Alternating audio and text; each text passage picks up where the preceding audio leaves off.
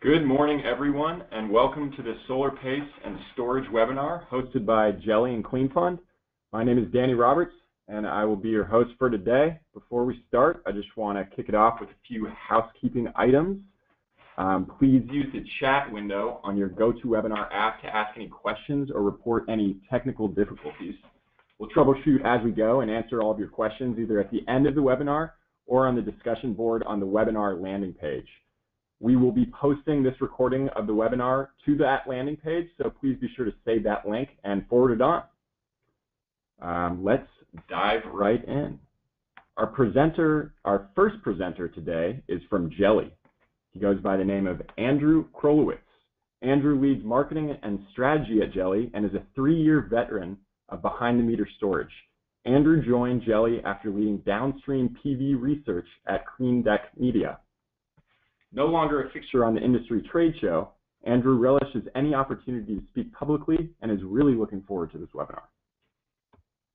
Our follow-up presenter is from CleanFund, and he goes by the name of Brandon Denham. Brandon is the VP of Solar at CleanFund. He's been working in solar for over 10 years and has been involved in virtually every aspect of the industry. Brandon has a passion for the sun and dreams of the day where the whole world runs on renewables.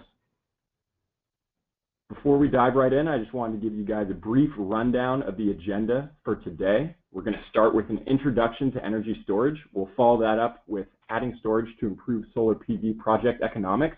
Then we'll move to assessing the best opportunities for solar and storage. And then we'll do a brief rundown of SolarPACE. And then we'll go into financing solar and storage systems and project economics. We'll follow that up with SGIP incentive information. Then we'll do the Q&A. And if there's time at the end of the webinar, we'll be going over the Geli software demo. So with all that said, it's my pleasure to introduce Andrew to kick this off. Thank you very much, Danny. As Danny mentioned, we will do a brief overview of the value of energy storage for a commercial customer, and in particular, we will talk about the value of solar plus storage.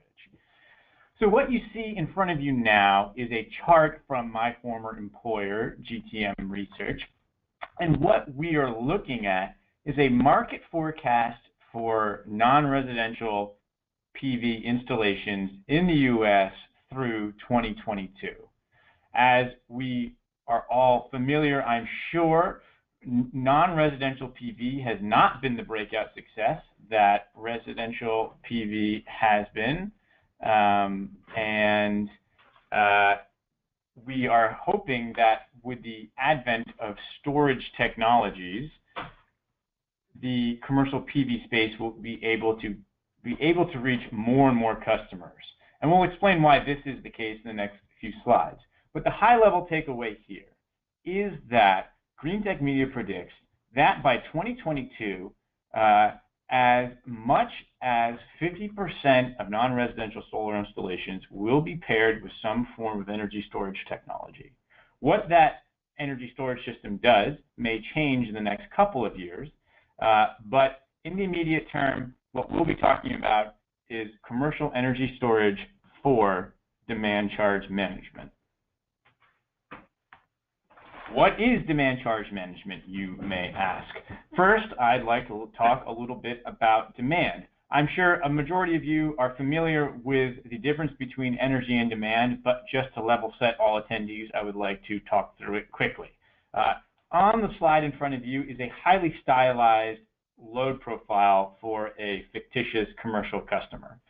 You can see here that they have two peaks, one maybe in the morning, the other in the evening. And if you look at that blue line that traces their energy consumption over the course of a day, the area underneath the blue line is what is considered their energy consumption and is measured in kilowatt hours. And this is what most consumers are familiar with when it comes to reading an energy bill. But what a lot of customers do not know, particularly commercial customers, is what exactly demand is, how it's billed, and how it's measured. So demand is a measure of peak power consumption at a facility. It is typically measured over a 15-minute period, so it's not the instantaneous 1-second demand, but 15 minutes average of peak consumption in a typically over a month.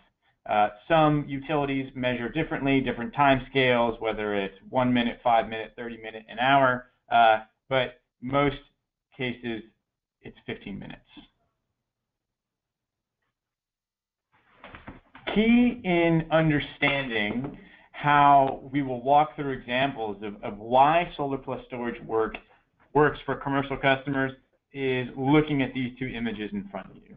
On the left is no longer a highly stylized fictitious load profile. This is a real customer load profile from a hospital in New Mexico. You can see here that the facility peaks on this particular day about 850 kilowatts, and the demand period is between 8 a.m. and 8 p.m., so between 8 and 20, that gray bar. So this represents 1 day's load profile. Now, if you took this load profile, turned it on its side, and stacked it up with 365 other days, you get the chart on the right. This is what we call the facility fingerprint. So this chart is a graphical representation of a year's worth of interval data. The x-axis is the day, so 0 to 24 hours. The left y-axis is the date, so we run from January to January, and then the color scale on the right corresponds to the load. The darker blue the color, the lower the load, and the hotter the color, the higher the load. So as might be expected, this facility has a really high AC load in the summer months, June through the end of September. So remember, keep this image, both of these images in mind as we go to the next slide where we'll talk through what exactly this load looks like after you add solar. So on the left, we've already seen this image. High summer load, largely due to AC. And in reality, this site would not be a good candidate for storage only, simply because you would need a really, really big battery to shift all of that load. And unfortunately, batteries are not so cheap that we could do that in a cost-effective way today. Adding solar is the key component to opening up a lot of possibilities for commercial energy storage. So the center heat map is a graphical representation of what the solar generation looks like for this facility. It is a 350 kilowatt or so array on the roof. It was all the roof can handle. And if you look at the third image on the right, this is the facility fingerprint net of solar generation on the facility. And whereas before you could see that that daytime load was very significant, solar creates a hollowing out effect whereby the daytime load drops significantly and results in peaks in the shoulder hours, morning and evening, that are much more conducive to deploying energy storage to clip those peak events. So we're moving through the presentation here, and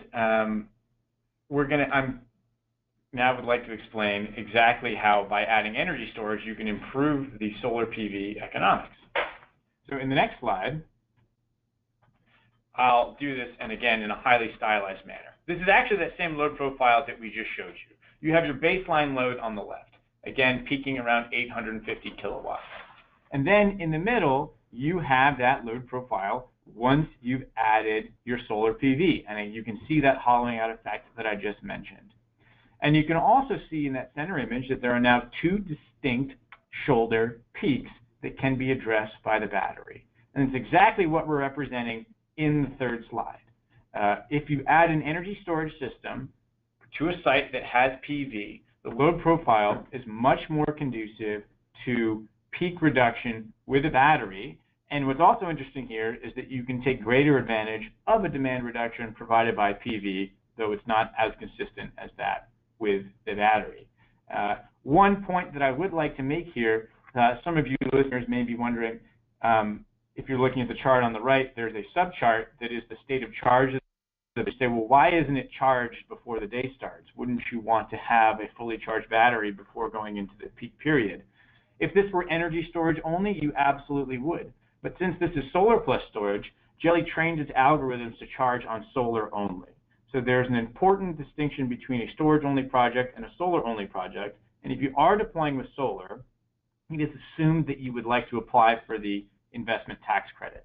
And the rules, as we believe them to be written, state that you must charge on at least 75% of on-site solar generation. So in a project such as this, we actually have the battery ready to charge in the morning, to charge on solar production, to maintain ITC compliance, and be ready for an afternoon peak. So what were the economic outcomes of this project? As I mentioned, it was in New Mexico, which is not exactly a super hot solar market these days in the absence of incentives. And in this case, the retail rate of energy was only 4 cents a kilowatt hour, which is super, super inexpensive. And on its own, the solar project was not all that attractive. However, this facility was subject to demand charges in excess of $22 per kilowatt per month, which is very high and similar to what we see here in California, where we'll talk about covering projects later. In the solar-only scenario, the ultimate outcome was an NPV of just north of $300,000. If you look at an energy storage-only scenario, the outcome was an NPV just north of $100,000. But when you combine the two, the NPV was almost double that of the PV-only project. Now, solar plus storage isn't as simple as adding the value of the solar and the value of the storage and saying, hey, this is our new project value. There is actually significant operational synergies to be had when you put the solar and storage together that allow you to capture more demand savings with solar and energy storage combined than either solar alone or energy storage alone. If you're interested in learning more why this outcome is what it is, Geli has a webinar that we can share a link to afterwards that explains all of the assumptions that went into this, as well as in-depth modeling of this particular project. Finally, I would like to get to the conclusion of my part of the presentation, which is, okay, Andrew and Geli, you're telling us that energy storage can help save our commercial customers a lot of money. How do I determine whether or not a customer can actually be served by energy storage? Before I jump into exactly what Geli does and offers, I would like to talk about some generalizations around what would make a customer a good candidate for deploying solar plus storage. So first, I'll talk about technology-specific criteria, and then we'll talk about hurdle rates. So we'll breeze through solar. So if you're looking for a good solar project, anything with a retail rate over 10 cents a kilowatt hour is probably a good candidate and worth doing an analysis. If there's net metering, that is also a good sign, although in some markets, such as Hawaii, which I don't believe PACE is available, there is no net metering, so the battery can actually capture overgen. But for all intents and purposes, you assume that there's net metering, and that makes a good solar project. And then finally, if there are state or local incentives that still exist somewhere in this country, you should absolutely take advantage of those, provided they don't hinder the storage component of the project. Now, what makes a good storage candidate? For the purpose of this webinar today and the storage solutions that Geli and its partners offers, we look to mitigate high peak demand charges. So if you are looking at a customer's bill and you see that they pay in excess of $13 per kilowatt per month, it is worth at least taking a look at their interval data and running an analysis using our software. I actually wrote this slide about 6 months ago, and given what we know about price declines from energy storage, it may even be worth looking at anybody who has in excess of $10 per kilowatt per month. So that's the first hurdle. If they have high demand charges, it's worth looking at their interval data. The next main criteria is short duration peak load events. Now, this is a little harder to discern without interval data, but you can do so in a qualitative manner by speaking with the facilities manager or the business owner. Do they have equipment or business processes that come on intermittently, but not all day? An example of what a bad project may be is something like cold storage, where that's just a facility that runs at really high load for extended periods of time. Probably a great candidate for solar, not so much for energy storage unless there's certain cycles that go on and off that can be mitigated by a battery. A good example of a facility with a load profile conducive to energy storage, particularly when paired with PV, is an office building. There is typically a peak in the afternoon, somewhat addressed by solar, and then the rest can be easily addressed by energy storage. The next criteria, again, is a little tough to discern without having further conversation, but is that peak load predictable? Geli has developed machine learning algorithms that take the inherent unpredictability of energy consumption out of the equation, and we try to normalize it across as much historic data as we have. But if you look at a facility such as a car wash or an EV charger, there are oftentimes very few discernible patterns in the operation of that facility. Still may be worth looking at for deploying solar plus storage, but that's just an example of somewhere where it's harder to predict when you'll need the energy and how much of it. And then finally, if there are any incentives for storage available, that's great. And maybe if you don't meet criteria 1, 2, or 3 for storage, it still may be worth doing the project. And as is the case with California, there are in fact some very generous incentives available. And we recommend that you consider storage for almost all of your commercial customers because the program right now is very, very generous. So with that all being said, I will now introduce a Geli software solution that can help developers and facility managers determine whether or not their facility would be a good candidate for storage. It wasn't mentioned at the beginning, but some of you may actually be wondering, what is a Geli and what does a Geli do? Geli is a software startup based in San Francisco. We sell automation and optimization solutions for energy storage and solar plus storage systems. Our core product offering, one that we really won't touch on today, is a operating system for energy storage systems. It is a hardware agnostic site controller paired with cloud intelligence. It enacts demand charge management as an energy application, as well as solar shifting, as well as some other optional applications. It is installed on site, it monitors the system, and it tells it exactly when to charge and discharge for maximum financial benefit to the end customer or the third-party system owner. We developed this technology over the last 7 years, but it was really in the last 2 that we felt the need to release an analytics platform. We had a lot of project developers come to us saying, hey, Geli, I think I've got a good customer. Can you help me determine what the value of this energy storage or solar plus storage system is? And what began to happen is that our multiple PhD optimization engineers were spending more time creating analysis reports than they were working on our actual algorithms. They said, okay, this is an issue. There has to be a better way to do this. So we just recently, after 2 years of development, released what is called Geli ESyst, and what you're seeing screenshots in front of you. It is a web application that is free to use that allows energy project developers to upload key pieces of data to discern whether or not a customer site is worthy of pursuing for an energy storage or solar plus storage project. The 3 key inputs that you need to have to run an ESyst analysis are the customer's utility bill, customer's interval data, and solar PV production data if you do intend to deploy a solar plus storage solution. So utility bill is the shortest hurdle to overcome in determining whether or not your customer is a good candidate. As I already mentioned, you'll want to see what exactly they're paying for demand, and if it is in excess of $10 per kilowatt per month, it's worth digging a little deeper. But in order to run an analysis in ESyst, you not only need to know what they pay for demand, you just need to actually know what their tariff is. So you don't need to input a tariff. Geli ESyst has a database of more than 10,000 tariffs, commercial industrial tariffs in the US. we leverage a service called Genability.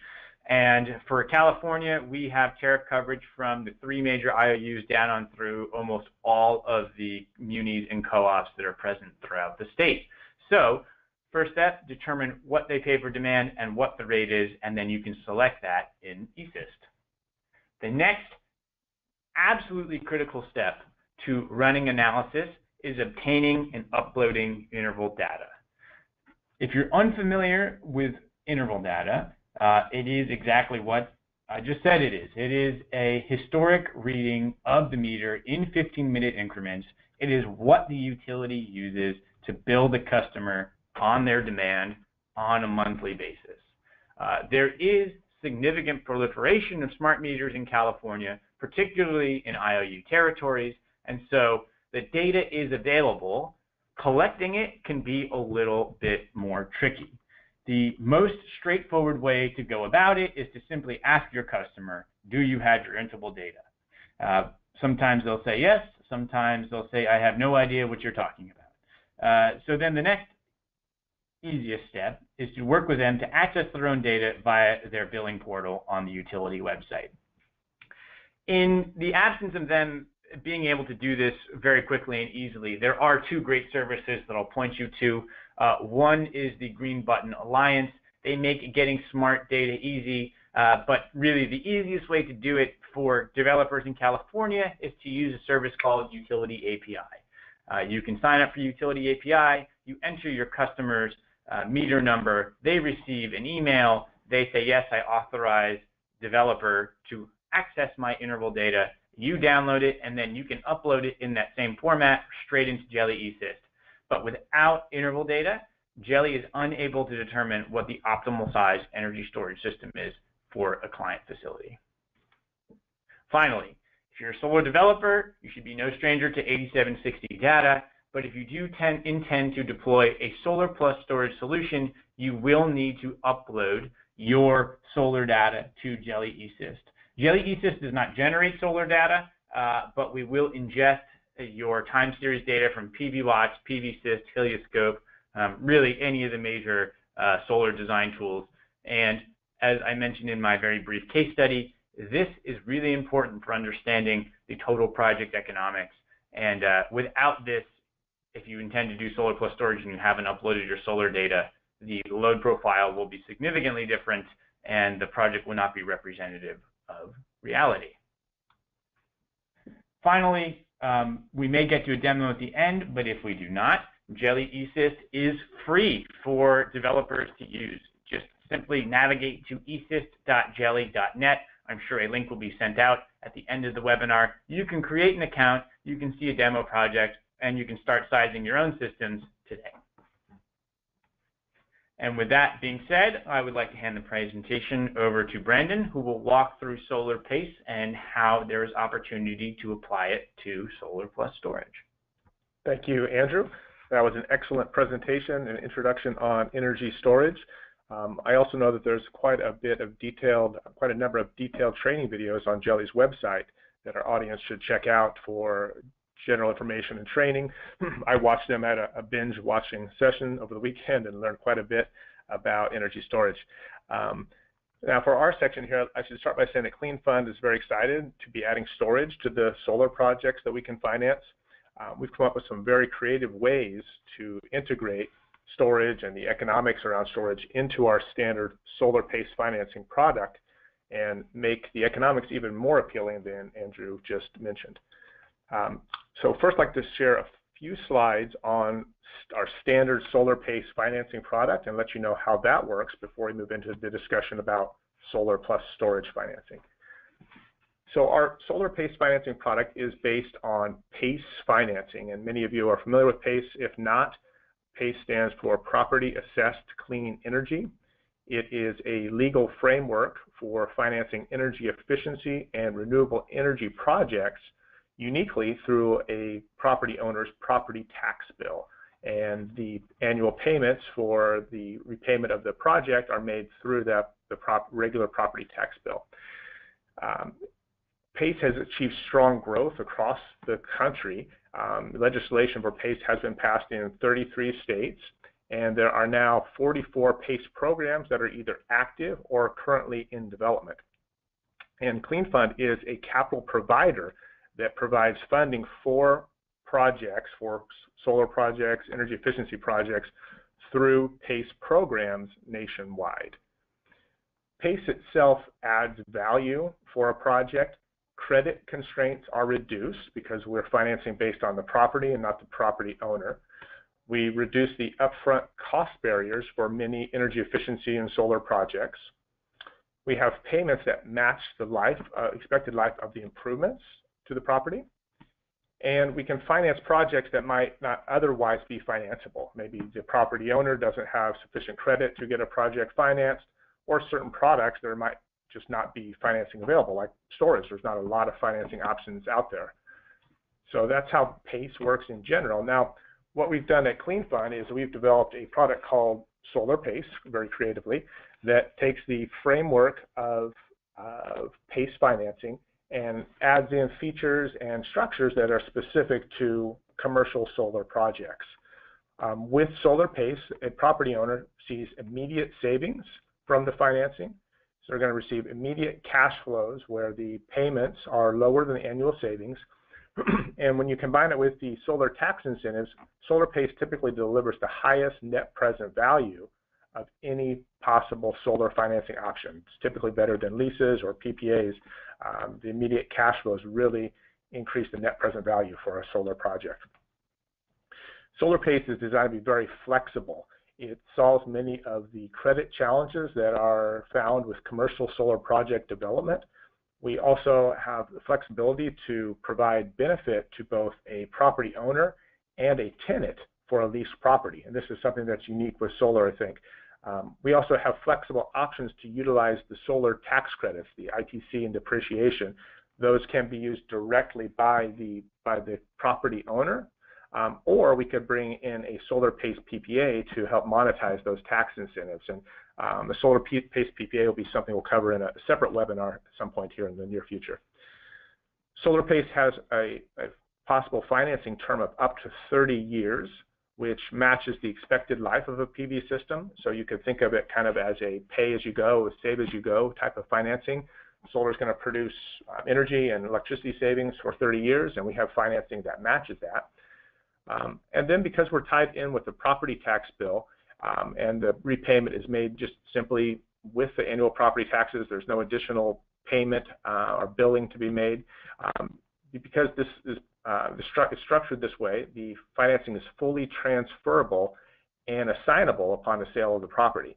So current owner might structure this financing, own the system for 6 or 7 years, receive the benefit, and then another owner comes in, owns the property, makes the annual payments, and also receives the solar savings. To detail a little bit more how SolarPACE works, we have this slide which really simplifies or visualizes what happens after SolarPACE is implemented. And what we're doing here, this is a case study for a 500 kilowatt solar system. And you can think about SolarPACE as affecting 3 bills that a property owner currently has. They have a property tax bill, they have a utility bill, and they have an income tax bill. After installing the solar project and financing it with SolarPACE, the property tax bill is going to go up, which generally is not good. However, the utility bill goes down, usually by much more than the property tax bill goes up. And then the income tax bill also goes down because of the solar tax incentives. So with this sample project, we're giving you a snapshot here of the next 5 years, what happens over the next 5 years. I think that's a period of time that's relevant to most business owners versus showing a whole 30-year schedule here. But over just the next 5 years, the property tax bill would go up by $380,000. The utility bill would go down by $530,000. So right there, they're net positive $150,000. And then they would receive income tax bill savings of $550,000. So the total net savings over the next just 5 years from the SolarPACE project are $700,000. So this is really creating cash, delivering cash flow to the property owners for implementing this project. And then after that initial 5 years, they're going to be increasing annual savings every year as utility rates go up. For example, with this project, they were saving 23% is the difference between their utility bill and their property tax bill in year 6, and that increases over time. Another way to look at this is it's similar to paying 10 cents a kilowatt hour for electricity fixed over 30 years. SolarPACE is a great product and it adds value to properties, but I want to let you know some of the requirements and qualifying criteria for projects and properties. So first, the property requirements. The property needs to be in a qualifying PACE location, and we have a tool on our website that allows you to look up the specific city or address and tell you if PACE is available or not. The property itself needs to be privately owned, not publicly owned.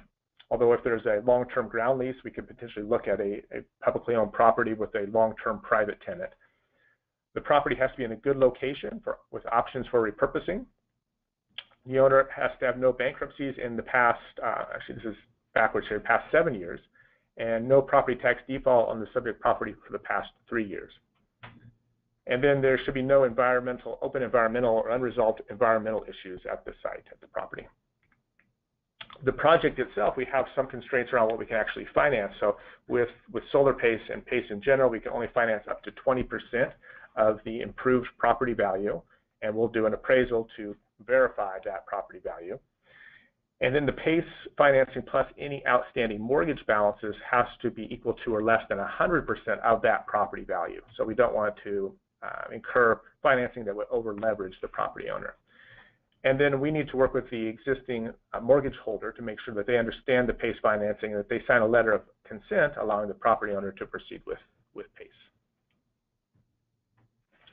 I'd like to end this section on SolarPACE and PACE in general on sharing some key selling points for our developer partners that are out there talking about solar projects and using SolarPACE to help close deals.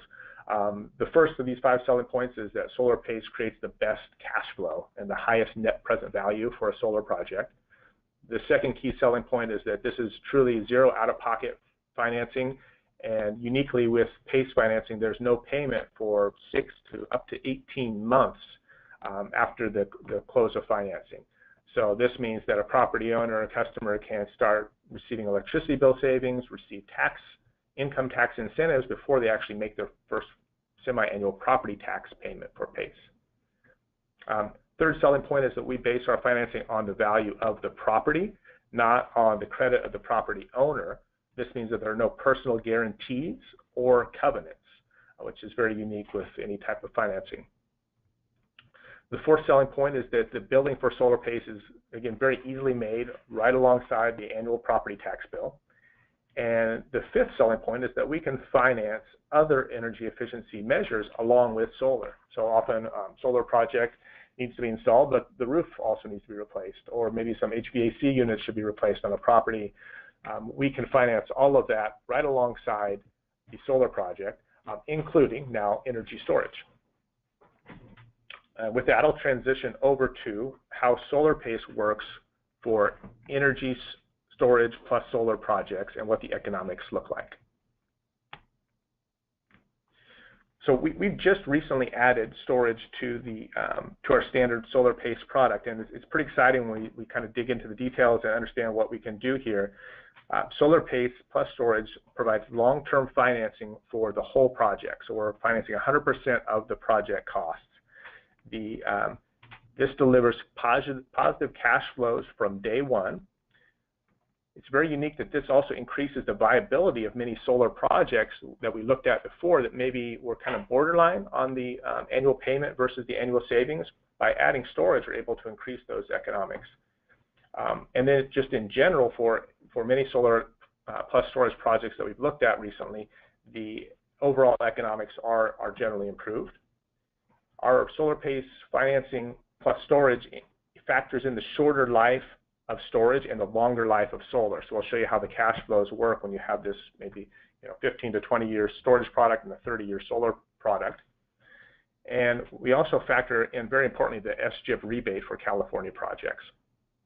So with that, what I want to do is show you examples of 2 separate projects that we analyzed to see how solar by itself and then solar plus storage works.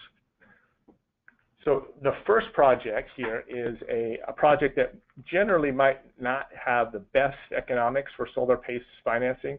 On the left-hand side of this slide, we have the specifications of the project. It's a 375 kilowatt project installed at 210 a watt. The production factor is 1,480 kilowatt hours per kilowatt. From solar, they're getting around $60,000 in annual energy savings. And this comes out to a value of solar rate of 10 cents a kilowatt hour. When we finance this project for 30 years with SolarPACE, what we see are actually negative operational cash flows for the first few years and negative cumulative cash flows for the first 10 years. Now, I want to point out that for simplification, this analysis does not factor in any of the solar tax incentives. So we're not looking at depreciation or ITC or the negative effect of lower electric bill on the tax payment, on the income tax payment. But so generally, though, this project, it's going to pencil out, it's going to have a positive net present value overall, but the property owner would be cash flow negative for the first few years, which might make it less appealing just by itself. When we add storage to this project, the economics get much better. Here on the left-hand side again are the project specifications. We have the exact same solar project, but we're adding in a 900 kilowatt hour energy storage system, and the energy storage system is going to produce close to $58,000 per year in energy savings. And now what happens when we model the economics and the payments, the year one cumulative operational savings, or year one savings, $17,000, and you can see here that every year going forward, the cash flows are positive by adding in storage. And the net present value increased to $221,000. So let me just back up to the previous slide. Here, again, you can see the cash flows were negative for the first few years, and the net present value was $120,000 basically. After we added storage, the net present value increased by $100,000, and the cash flows were positive every year. So this is a great example of adding storage to a project where the economics were kind of questionable without storage, and making the economics much better. Another case study example is a project that does look good out of the gate for solar only. This is a 300 kilowatt system installed at 223 a watt. It produces energy savings of $64,000, and the value of solar rate is 15 cents a kilowatt hour. So here you can see on the right-hand side that the operational cash flows from a cumulative perspective are positive from day one. Again, we're not adding any solar tax incentives or effects here. Net present value is $301,000 for this project. When we add in storage, the net present value increases by around $30,000. The operational cash flows, though, in the early years especially, improve or increase significantly. So again, going back up, looking before year one, savings $5,200, year five, $42,000 cumulative, and from there you can see again going up to $13,000 in year one and $85,000 by year five. So here, these are two projects that we evaluated. We looked at solar by itself, and we looked at the economics improving after we added storage and financed that with SolarPACE. So the direct tangible benefits that we've seen in many projects we've looked at are that the economics and the operational cash flows are improved after adding storage, and marginal projects become a little bit more viable after adding storage. There are also some intangible benefits of adding storage to a project. By adding storage, you're able to insulate your customers against future rate structure changes. As demand and energy costs shift, having storage allows you to kind of mitigate and manage both of those cost drivers. And you're able to provide a leading edge solution to customers. This is for developers that would integrate this into their solar projects. Also, interesting, this adds some urgency to sales efforts because there's the SGIP rebate that's available in California, and this rebate is on a declining schedule, similar to the old California Solar Initiative. So now there is actually kind of real sales urgency to get customers to sign up and reserve their rebate before that drops or expires.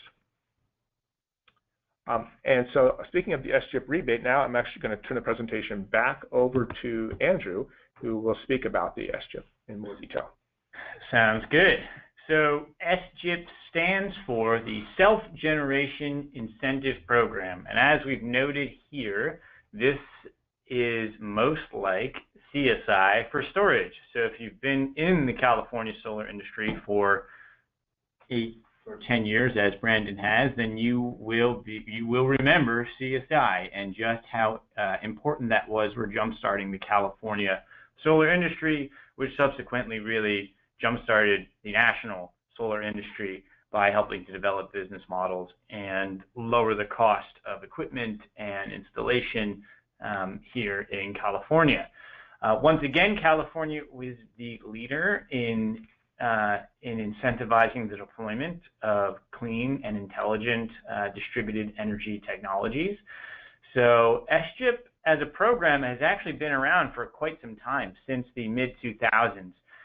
It largely supported technologies other than energy storage in the past, namely fuel cells and some other forms of on-site generation, small-scale wind, a little bit of solar. But as the price of energy storage has come down, and some early market entrants discovered SGIP in the last few years, and in particular this year, SGIP has been almost entirely devoted to energy storage technologies. SGIP is available almost statewide. It is available in all 3 of the major IOU territories, and also it is available for where SoCal Gas has service. So this includes, in particular, LADWP, as well as extreme southern and southeastern California. So pretty much I would imagine that anybody listening on this webinar is probably doing business somewhere in California where SGIP is available. What is SGIP worth? SGIP is worth 50 cents. Well, and in the first round was worth 50 cents per kilowatt hour. And there was a slide that included the, there we go. Thank you very much. So SGIP in its initial step was worth 50 cents per watt hour for a storage-only solution. There is a discount if you are doing a solar plus storage solution. You will only get a generous portion of that 50 cents per watt hour for your system. But step 1 in this case is already closed. Step 1 opened in April and filled almost immediately. That's bad news, but the good news is it was the smallest step. So it's not like that is going to happen with every subsequent step. Step 2 is where we're currently at. And actually, the rebate is now 40 cents per watt hour, and I believe 27 cents per watt hour with solar. You may be wondering why that is the case. So there are rules in place in SGIP where if a step fills within 10 days of opening, the subsequent step actually comes in at a lower incentive amount. So they are basically saying, well, we guessed wrong at how much demand there was, and therefore we are going to handicap all the subsequent steps because clearly the best project should come back for this next subsequent round of funding. So step 2 is currently open. There is almost $95 million on offer, and between, like I said, 27 cents per watt hour for solar plus storage and 40 cents per watt hour with just straight energy storage. Subsequent steps will step down, obviously, and for the time being, there is still significant room in step 2. So if you are looking to claim maximum rebate, I hope that some of you have already signed up for ESyst and have already taken your CleanFund screenshots so we can get to work on your client projects.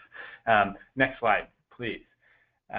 However, this is not just a completely open free-range incentive. There are a lot of rules associated with it, and again, we have an SGIP guide on Geli's website that I would direct you to, but the high-level rules are based around the size and capacity of the energy storage system to be deployed. In the previous iteration of this program, all the systems had to be 2 hours to maximize the incentive. That incentive was so rich and that rule so hard and fast that actually almost all the manufacturers only built 2-hour systems, which is why you see that as the de facto today, though they're starting to move away from that. In the current iteration of this program, there are 2 key criteria that you need to be aware of. The first is duration. how many hours of storage do you intend to deploy at a customer facility? SGIP will rebate 100% of the first 2 hours of the storage system.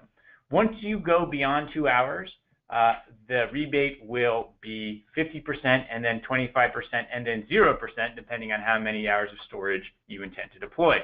The reason for this is the incremental storage that you add has decreasing marginal value, and therefore they would rather incent somebody to deploy storage somewhere else where it has greater impact. The other gating factor is the actual nameplate capacity of the system. You can get full rebate on up to 2 megawatt hours of batteries deployed. Beyond that, 2+ megawatt hours, 4+ megawatt hours, 6+, you will see decreasing incentives all the way to 0. Reason for this being is that those are practically utility scale systems, and this is really a distributed energy storage incentive.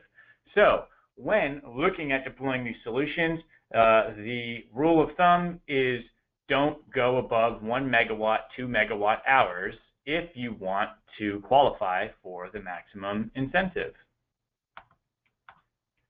How do you apply for your piece of this $95 million pie? Great question. There are 5 not so easy steps to getting it done. They're actually quite convoluted. Like I said, this program has a lot of rules and regulations. Before you even get to step 1, you need to register as a developer with the program administrator. So go to selfgenca.gov, and there is an application to become a registered developer. We should send that out in the follow-up correspondence if you are not already a registered developer. If you are, you probably got an email from Geli this morning because I sent one out, so sorry about for spamming you. Okay, assuming that you become a registered developer, you first need to submit an online reservation request form. This comes after you've already done your sizing analysis and you've already prepared an indicative proposal or a quote for an end customer. For your RRF, you need to have basic system size specifications down. Provided that step 1 goes smoothly and you are awarded a project, you then need to submit an application fee. The application fee is 5% of the capex of the project. It is not a small amount of money for a large commercial storage system. It used to be 1%, but then a lot of developers filled up the queue with projects that never came to fruition, so they raised the bar. And if you are awarded a reservation and you pay the fee, but the project doesn't move forward, the fee is non-refundable. However, if you pay the fee and the project does move forward, it is refundable and you are made whole at the end. So they are incentivizing quality projects only. They do not want people fishing for incentives in this program. The third step, equipment specifications. They need to know exactly what equipment you will deploy at the site. In Geli ESyst, we have spec sheets for all of our hardware partners. So if you run a project, you will be immediately equipped with this information. That is probably the easiest step. The fourth is the utility bill and interval data. You need to submit this along with your application. Again, if you're using ESyst and you run a project, you already had this information.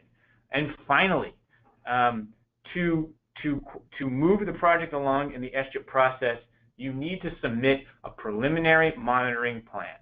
So the SGIP program administrators will potentially audit systems to make sure that they are performing as intended. Geli is a preliminary monitoring provider. So if you size a system using ESyst, you pull the specifications from our hardware partner, you can simply request from Geli to get a PMP form, preliminary monitoring plan form, which we will provide you, customized to your client facility, and then your application will be whole and you can move forward in developing that project. Again, we have a guide to SGIP on our website. I will make sure the CleanFund folks have access to all the resources that we've made available to make it as easy as possible for you to take advantage of this incentive. Okay, thanks, Andrew. Now, I'd just like to briefly outline the next steps. I think this all sounds pretty good to most of you. And now what's next? What do we do next here? So as Andrew mentioned, all people attending this that are interested should go to the Geli ESyst website and sign up. It's free. There's no cost to register. And from there, if you have specifications or project information, you can design a system. And then after the system is designed, you'll need to confirm the energy storage system pricing with a selected vendor. Geli, I believe, in their platform has a link that you can request quotations to some of the vendors that are on their platform.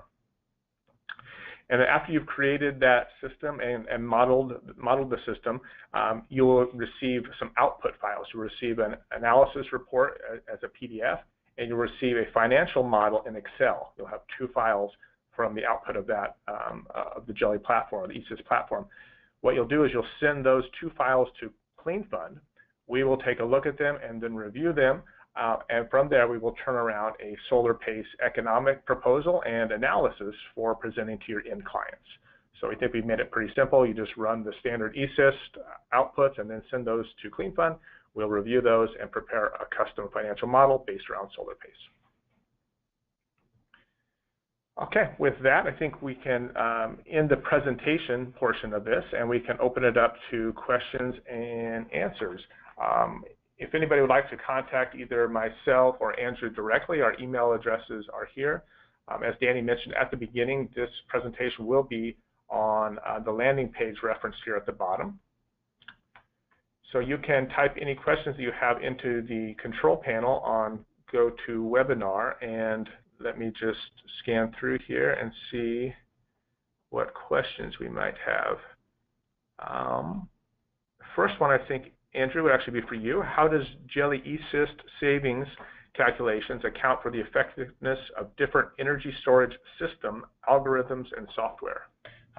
So this listener may have missed when I explained what Geli does. Is the purpose of ESyst is to equip developers with Geli's own operational algorithms. So every system that can be selected in Geli has been integrated with our operating system. So we take that particular, we normalize the operation of all the different OEMs available in Geli according to our algorithms. So it's actually the Geli demand charge management energy application that would be running at the client site. There's none of the equipment available in our ESyst platform would be running anything other than Geli. And the analogy that I'll make is that if you are looking to deploy an energy storage system and you size it using one piece of software, and then you deploy it using hardware and software from somebody else, there's no explicit link between what you thought you were going to get and what you're actually going to get. It's like developing a solar project in New York State and using a weather file from Arizona. You will be severely disappointed when that project doesn't get as much sun as you thought you were going to. Long answer short, it is Geli's operational capabilities that will be deployed with these solutions, and that is what's assumed when you run projects in Geli ESyst. Okay. And actually, there's a question that kind of follows on to that, is how does Geli monetize its platform? What is your revenue model? And I think that's, you can speak to that, I think. So, as we've said ad nauseum in this webinar, ESyst is free, but the operational software is not. So if you can think back to the days when you might buy a Windows computer, oftentimes you had to pay for Windows. You bought the $1,000 laptop, and then, oh, Microsoft says to activate this, you need $300 worth of software. At this point in time, that's where this industry's at. So if you are buying one of these solutions from our hardware vendors, more often than not, our software is priced into that package solution. If you are a developer who, say, has your own OEMs that you would like to integrate with our software, there are separate licensing fees associated with that. So it really varies based on what type of product you're buying. Okay, great. Next question here. Did the example project analysis in this webinar assume SGIP payment? Do you run any analysis outside of California? So I'll take that one. The model that we showed, the economic example, did factor in the SGIP rebate. So we're able to show, again, positive cash flows, including that SGIP rebate, and we're factoring that into our payment schedule. It's, again, kind of unique. We're factoring both the SGIP rebate and the shorter life of the storage portion of the project into our whole 30-year SolarPACE financing. And then the second part of that question is, did you run any analysis outside of California? We have not, at CleanFund, looked at analysis for solar plus storage outside of California yet. We are definitely open to that. However, California is the best solar state, California is the best PACE state, and right now, California is the best storage state. So all those things combined say that we should really be focusing our efforts here on the California market for now. And let me see if we have any other questions. I think that is it for the questions that we can answer here in this presentation. So again, if you have any other questions, please reach out to Andrew or myself directly. And we thank you all for your time today, and we're very excited to be working with you on solar plus storage projects in the future.